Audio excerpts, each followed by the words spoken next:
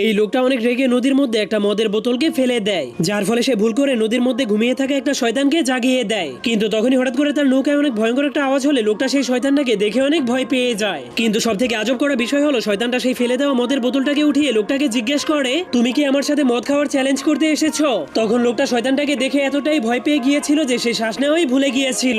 এরপর শয়তানটা তাকে বলে, যদি তুমি আমার চাইতেও বেশি মদ খেয়ে আমাকে হারাতে পারো তাহলে আমি তোমাকে দুনিয়ার সব থেকে ধনী মানুষ বানিয়ে দিব, কিন্তু যদি তুমি আমার সাথে হেরে যাও তাহলে আমি তোমাকে এই নদীর পানির মধ্যে ডুবিয়ে মেরে ফেলবো। তখন লোকটা প্রচন্ড ভয় পাওয়ার কারণে বুঝতে পারছিল না এখন সে কিভাবে নিজের জীবন বাঁচাবে। এরপর শয়তান দুইটা গ্লাস বের করে সেই গ্লাসের মধ্যে মদ ঢেলে এক গ্লাস সেই লোকটাকে খেতে দেয়, আর নিজের গ্লাসটাকে সে এক চুমুকেই গিলে ফেলে। কিন্তু সেই মদগুলো তার শরীরের ফুটো দিয়ে বাইরে বের হয়ে যাচ্ছিল। এজন্য শয়তানটা মজা করে বলতে শুরু করে, আমি মদ খেতে একদমই পছন্দ করি না। এরপর সে দেখতে পায় লোকটা এখনো খাওয়া শুরুই করেনি। এই জন্য সে লোকটাকে মদ খাওয়ানোর জন্য ভয় দেখাতে শুরু করে দেয়, যার কারণে লোকটা কোনো উপায় না পেয়ে নিজের জীবন বাঁচানোর জন্য পুরো গ্লাস